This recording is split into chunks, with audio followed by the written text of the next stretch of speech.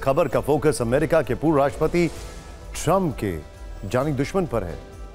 उनकी जिंदगी लगातार खतरे में है। क्या आप कल्पना कर सकते हैं कि अमेरिका जैसे सुपर पावर देश में एक पूर्व राष्ट्रपति पर सिर्फ 64 दिन के अंदर दूसरी बार जानलेवा हमला करने की कोशिश की गई है।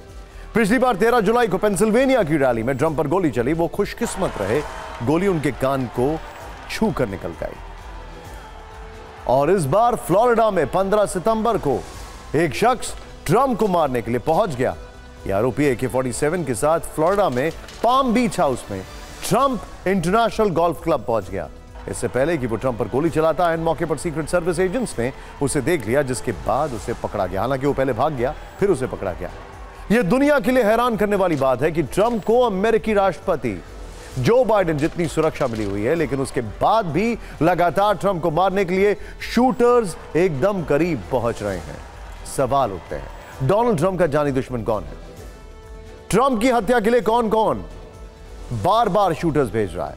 अमेरिकी इंटेलिजेंस ट्रंप की सुरक्षा में नाकाम क्यों है? सीक्रेट सर्विस की सिक्योरिटी के बावजूद शूटर ट्रंप के इतने नजदीक कैसे पहुंच रहे हैं? सोचने वाली बात है। कौन है जो नहीं चाहता है कि डोनाल्ड ट्रंप चुनाव भी ना लड़े? क्या इसके पीछे एक ग्रुप है या एक लोन वुल्फ है? पहले आप ये रिपोर्ट देखिए, फिर बात करेंगे कि आखिर आरोपी के पकड़े जाने के बाद अमेरिका में किस तरह हलचल मची हुई है।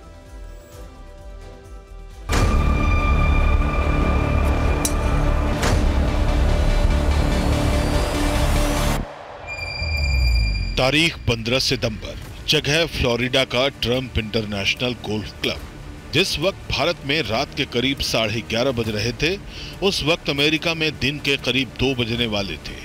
डोनाल्ड ट्रंप रिपब्लिकन पार्टी के एक डोनर स्टीव विटकॉफ के साथ गोल्फ खेल रहे थे।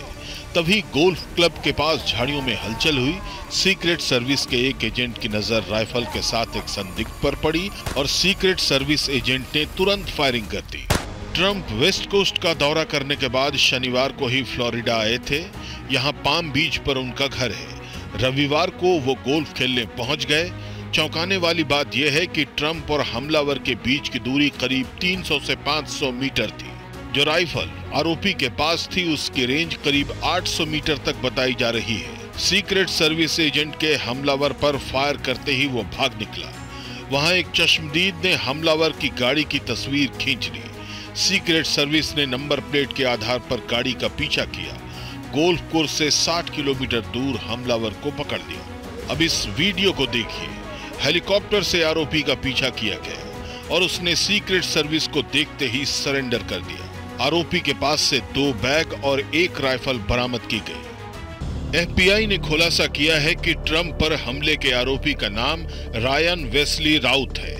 अब वो FBI की गिरफ्त में है, जबकि आरोपी के पकड़े जाने के बाद ट्रंप ने सोशल मीडिया पोस्ट में लिखा, मैं सुरक्षित हूं, मैंने अपने आसपास गोलियों की आवाज सुनी थी, लेकिन इससे पहले घटना को लेकर कोई भी अफवाह फैले, मैं ये साफ करना चाहता हूं कि मैं ठीक हूं। मुझे कोई भी चुनाव प्रचार से पीछे नहीं हटा पाएगा।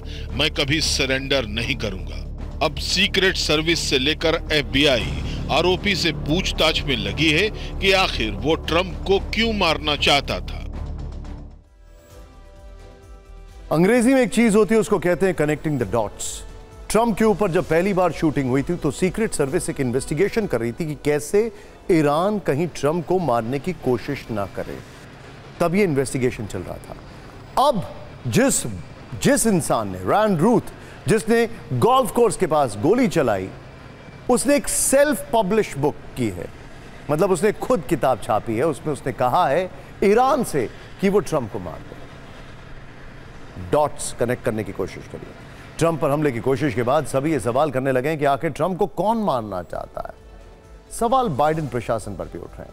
ट्रंप की सुरक्षा में सीक्रेट सर्विस एजेंट्स लगे हुए हैं। अमेरिका में राष्ट्रपति और उपराष्ट्रपति पद के 2 सबसे प्रबल उम्मीदवारों को सीक्रेट सर्विस सुरक्षा देती है। सीक्रेट सर्विस के एजेंट्स के बिना वारंट के न सिर्फ गिरफ्तारी कर सकते हैं, बल्कि अमेरिका में यह सबसे एलीट फोर्स मानी जाती है। इसके बावजूद ट्रंप के आसपास उनकी हत्या के इरादे से पहुंचने वाले शूटर्स कैसे मंडरा रहे हैं। इंटरेस्टिंग बात क्या है कि यह जो रायन रूथ है, जिसने गोली चलाने की कोशिश की, इसको सीक्रेट सर्विस से चैलेंज किया था।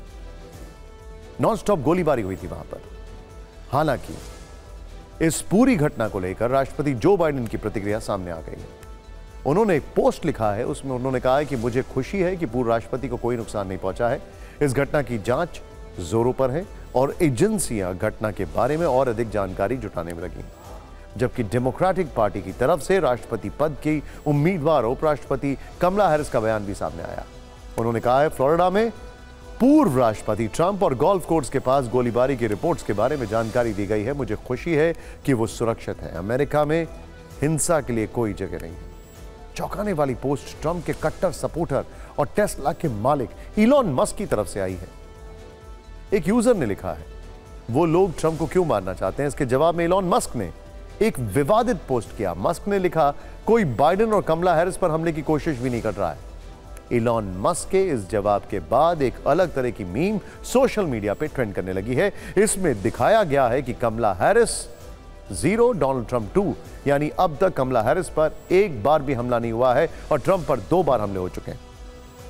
इस पर विवाद जब बढ़ने लगा तब इलॉन मस्क ने इस पोस्ट को डिलीट कर दिया। एक तरफ अमेरिका में जबरदस्त हलचल मची है तो वहीं दूसरी तरफ ट्रंप को मारने के लिए पहुंचे हमलावर को लेकर कई रिपोर्ट सामने आने लगी। आखिर वो कौन है, उसका मकसद क्या है, इस पर हमने फिक्र की एक फाइल तैयार की है, आपको देखना जरूरी है।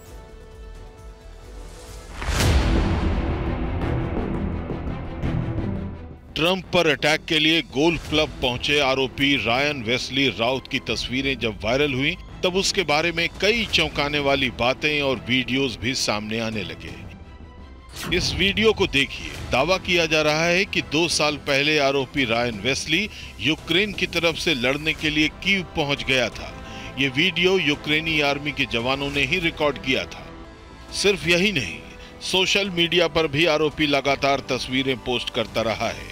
एक तस्वीर में उसने दिखाया कि वो कीव में प्रेसिडेंशियल हाउस के बाहर खड़ा है, जबकि दूसरी तस्वीर में वॉशिंगटन में व्हाइट हाउस के बाहर खड़ा था।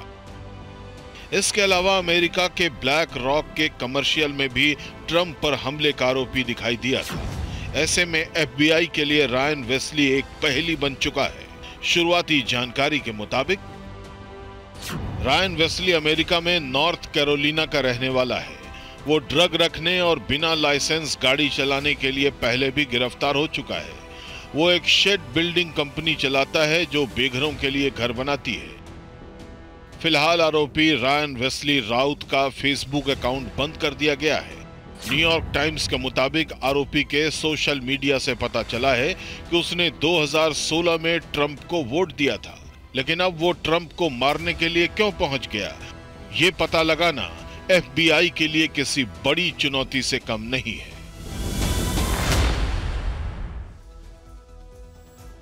आपको एक बहुत इंटरेस्टिंग जानकारी बता दें जो आप थोड़ी देर में हमारे अगले शो परवादेश की में देखने वाले हैं। वो ये है कि यूक्रेन की एक एजेंसी है जिसका नाम है international Ukrainian military intelligence unit. इसके लिए रायन रूथ वॉलंटियर्स इकट्ठा कर रहा था जो यूक्रेन के युद्ध के लिए लड़ाई लड़े, और बकायदा उसने इसको लेकर यूक्रेन के इंडिपेंडेंस स्क्वायर में वीडियो भी बनाया है। हालांकि अब ये जो इंटेलिजेंस यूनिट है उसने डिनाई किया है कि उसका इस इंसान से कोई ताल्लुक नहीं है। ईरान का कनेक्शन, यूक्रेन का कनेक्शन, बहुत रायता फैला हुआ है इसमें।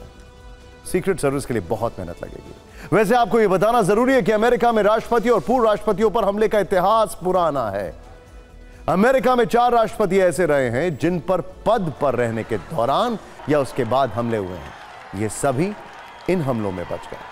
ट्रंप पर 13 जुलाई 2024 को पेंसिल्वेनिया में एक चुनावी रैली में भाषण के दौरान गोली चली जो उनके कान को छूकर निकल गई। वर्ष 1981 में रोनाल्ड रीगन पर हमला हुआ था। हिल्टन होटल के बाहर उन पर गोली चलाई गई जिसमें वो जख्मी हो गए। 1975 में जेराल्ड फोर्ड पर 3 हफ्तों में 2 बार गोली चली, दोनों ही बार वो बच गए। वर्ष 1912 में थियोडोर रूजवेल्ट पर चुनाव प्रचार के दौरान सीने में गोली लगी, लेकिन अस्पताल जाने से पहले उन्होंने अपने समर्थकों के बीच भाषण देने पर जोर दिया। लेकिन अमेरिका में कुछ ऐसे भी राष्ट्रपति रहे जिनकी हत्या कर दी गई। वर्ष 1865 में अमेरिका के 16वें राष्ट्रपति लेजेंड अब्राहम लिंकन की वॉशिंगटन के फोर्ड थिएटर में जॉन विल्किंसन बूथ ने हत्या कर दी। 1881 में अमेरिका के राष्ट्रपति जेम्स गारफील्ड को वॉशिंगटन में एक रेलवे स्टेशन पर गोली मारी गई, उनकी मौत हो गई। 1901 में अमेरिका के पूर्व राष्ट्रपति विलियम मैकिनले की न्यूयॉर्क में एक कट्टरपंथी ने हत्या कर दी। 1963 अमेरिका के पूर्व राष्ट्रपति जॉन एफ कैनेडी की टेक्सास में ली हार्वे ओसवाल्ड ने गोली चलाकर जान ले ली थी। हालांकि उनकी हत्या से जुड़े कई रहस्य अभी भी। कुल मिलाकर अमेरिका के चुनावी मौसम में ट्रंप पर 2 बार बड़े हमले होना हैरानी की बात है। यह एक बड़ा चुनावी मुद्दा भी बन रहा है। इंटरेस्टिंगली, यह वो अमेरिका है जो पूरी दुनिया को सिक्योरिटी देने की बात करता है और उसके अपने प्रेसिडेंट, बल्कि फॉर्मर प्रेसिडेंट, सुरक्षित नहीं। What an irony.